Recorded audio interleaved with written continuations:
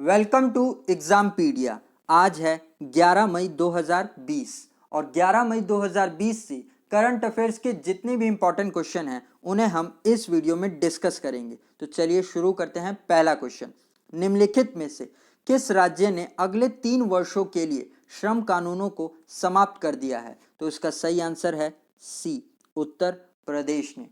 तो अभी उत्तर प्रदेश ने राज्य ने अगले 3 वर्षों के लिए राज्य के अधिकांश श्रम कानूनों को समाप्त कर दिया है और ऐसा कोविड-19 महामारी के मद्देनजर हुए लॉकडाउन के कारण चल रहे मंदी के दौर में अर्थव्यवस्था को मजबूती देने के लिए अधिक से अधिक निवेश को आकर्षित करना है और इस अध्यादेश को Uttar Pradesh exemption from certain labour laws ordinance 2020 कहा जा रहा है। अब यहाँ उत्तर प्रदेश की बात हुई है तो ये रहा उत्तर प्रदेश का मैप। इसकी कैपिटल है लखनऊ, जो कि गोमती नदी के किनारे स्थित है और हमारे रक्षा मंत्री राजनाथ सिंह जिनकी कंस्टिट्यूएंसी है लखनऊ। इसके मुख्यमंत्री हैं योगी आदित्यनाथ, गवर्नर हैं आनंदीबेन पटेल।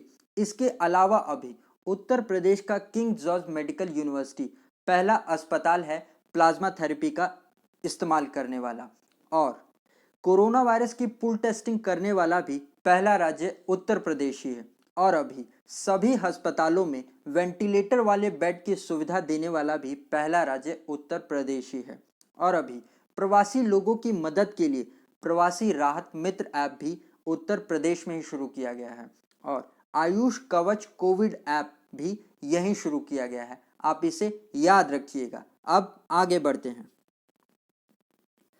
हाल ही में किस राज्य सरकार ने सरकारी कर्मचारियों की सेवानिवृत्ति की आयु 58 से बढ़ाकर 59 वर्ष कर दी है? तो इसका सही आंसर है बी, तमिलनाडु ने।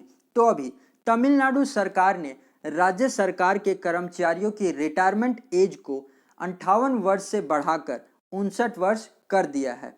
अब दूसरा ऑप्शन भी देख लेते हैं। तो ए, पंजाब ने अभी फरवरी 2020 में राज्य सरकार की कर्मचारियों की रिटायरमेंट एज को 60 साल से घटाकर 58 साल कर दिया था।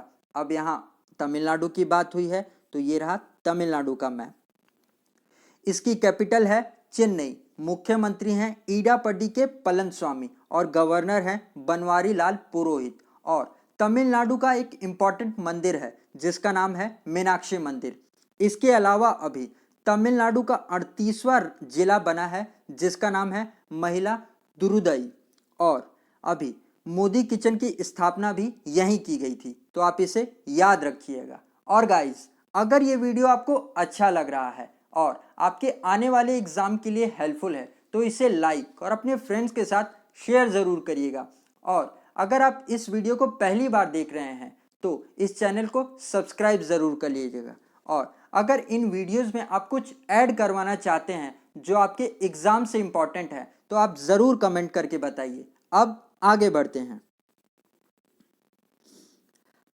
किस राज्य ने कोविड-19 के प्रसार को रोकने के लिए विभिन्न गतिविधियों की जानकारी प्रदान करने के लिए एक इंटरैक्टिव पोर्टल लॉन्च किया है? तो इसका सही आंसर है बी, केरला ने। तो अभी केरला के स्वास्थ्य विभाग ने कोविड-19 के प्रसार को रोकने के लिए विभिन्न गतिविधियों पर व्यापक जानकारी देने के लिए एक इंटरैक्टिव पोर्टल लॉन्च किया है जिसकी मदद से समय समय पर बुनियादी संकेतों द्वारा जानकारी दी जाएगी।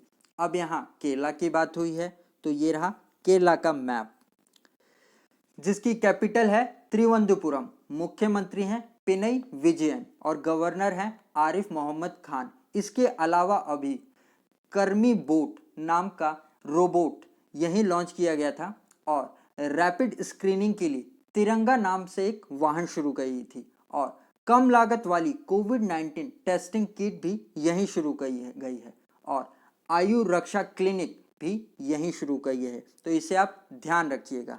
अब आगे बढ़ते हैं।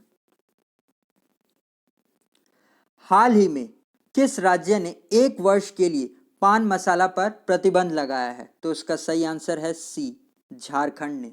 तो अभी झारखंड सरकार ने राज्य में पान मसाला के 11 ब्रांड्स पर 1 साल का प्रतिबंध लगाया है क्योंकि उनके सैंपल्स में मैग्नीशियम कार्बोनेट पाया गया था जो कि बैन है, इसीलिए उन पर 1 साल का प्रतिबंध लगाया गया है। और इस तरीके से पान मसालों पर बैन लगाने वाला झारखंड तीसरा राज्य बन गया है। इससे पहले बिहार और महाराष्ट्र ने पान मसालों पर बैन लगा चुके हैं। अब यहाँ झारखंड की बात हुई है तो ये रहा झारखंड का मैप। इसकी कैपिटल है रांची, मुख्यमंत्री हैं हेमंत सोरेन और गवर्नर हैं द्रौपदी मुर्मू।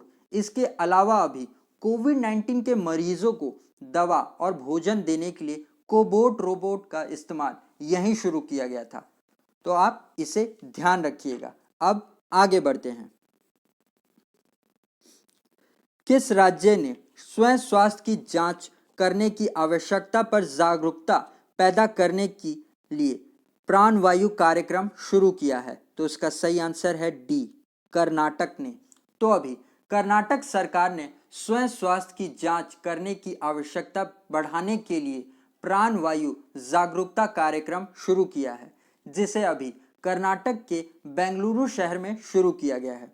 इस प्राणवायु जागरूकता कार्यक्रम में जिन मरीजों को ऑक्सीजन की कमी हो रही है उनकी मदद के लिए लॉन्च किया गया है, ताकि उन लोगों की बीमारी घातक होने से पहले उन लोगों की जान बचाई जा सके। अब यहाँ कर्नाटक की बात हुई है तो ये रहा कर्नाटक का मैप।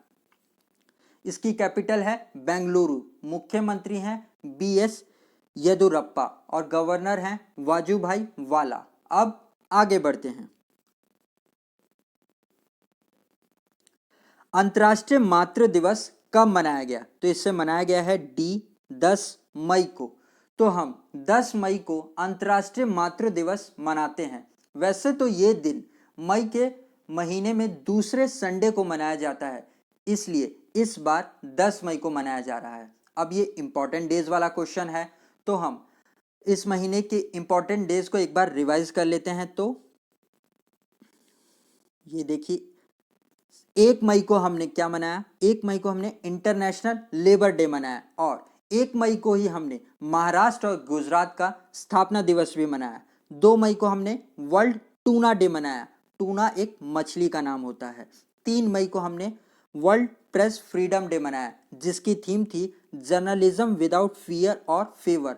5 मई को हम 3 इंपॉर्टेंट डेज मनाते हैं, जिसमें पहला है वर्ल्ड अस्थमा डे, जिसकी थीम थी इनफ अस्थमा डेथ्स।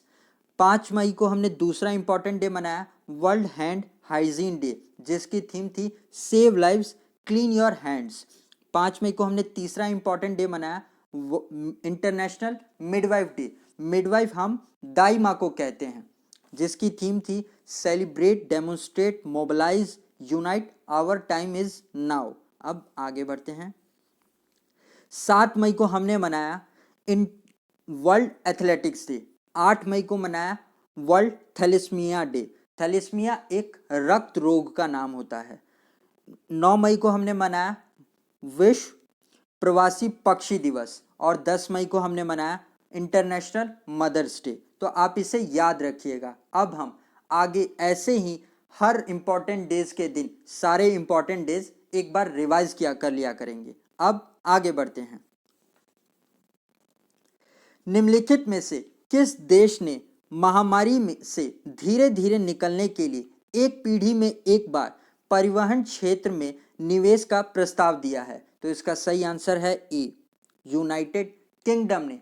तो अभी यूनाइटेड किंगडम सरकार ने महामारी से देश को निकालने के लिए हरित पूर्ण प्राप्ति यानी ग्रीन रिकवरी के लिए साइकिल चलाने और पैदल चलने को बढ़ावा देने के लिए 2 बिलियन पाउंड के एक पीढ़ी में एक बार परिवहन क्षेत्र में निवेश की घोषणा की है, जिसमें महामारी खत्म होने के बाद में लोगों को साइकिल और पैदल चलने के लिए कहा जाएगा और प्रेरित भी किया जाएगा। अब यूनाइटेड किंगडम के बारे में जान लेते हैं। तो इसकी कैपिटल है लंदन, करेंसी है पाउंड और इसके प्रधानमंत्री हैं बोरिस जॉनसन। अब आगे बढ़ते हैं। निम्नलिखित में से किसने अपनी कोविड-19 परीक्षण किटों की डिलीवरी के लिए ICMR के साथ टाई अप किया है? तो इसका सही आंसर है ए, भारतीय डाक ने। तो अभी भारतीय डाक ने अपने 16 क्षेत्रीय डिपो से देश में 200 परीक्षण प्रयोगशालाओं में कोविड-19 टेस्टिंग किट की डिलीवरी के लिए आईसीएमआर के साथ टाई अप किया है, जिसमें आईसीएमआर ने प्रतिदिन 1 लाख टेस्ट करने का लक्ष्य रखा है पूरे देश भर में। अब आईसीएमआर के बारे में जान लेते हैं। तो इसकी फुल फॉर्म है Indian council of medical research, जिसकी स्थापना 1911 में हुई थी। इसका हेडक्वार्टर नई दिल्ली में है और इसके डायरेक्टर जनरल है बलराम बगरावा। अब आगे बढ़ते हैं। निम्नलिखित में से किसने देश भर के राज्य सहकारी बैंकों और क्षेत्रीय ग्रामीण बैंकों को 12,767 करोड़ रुपए जारी किए हैं? तो इसका सही आंसर है ए, नाबार्ड ने। तो अभी नाबार्ड ने देश भर के राज्य सहकारी बैंकों और क्षेत्रीय ग्रामीण बैंकों को 12,767 करोड़ रुपए दिए हैं। ये रुपए लॉकडाउन के दौरान किसानों को ऋण देने के लिए इन बैंकों को दिया गया है। अब नाबार्ड के बारे में जान लेते हैं। तो इसकी फुल फॉर्म है national bank for agriculture and rural development, जिसकी स्थापना 1982 में हुई थी। इसका हेडक्वार्टर मुंबई में है और इसके चेयरपर्सन है हरीश कुमार बनवाला। अब आगे बढ़ते हैं। हाल ही में जारी की गई एक रिपोर्ट के अनुसार देश के किन क्षेत्रों में इंटरनेट उपयोगकर्ताओं की संख्या सबसे अधिक है? तो इसका सही आंसर है ए, रूरल एरिया में। तो अभी डिजिटल इन इंडिया रिपोर्ट के अनुसार ग्रामीण क्षेत्रों में इंटरनेट उपयोगकर्ताओं की संख्या सबसे ज़्यादा है और इस रिपोर्ट को जारी किया है IAMAI ने, जिसमें के अनुसार ग्रामीण क्षेत्रों में इंटरनेट उपयोगकर्ताओं की संख्या शहरी क्षेत्रों से ज़्यादा है।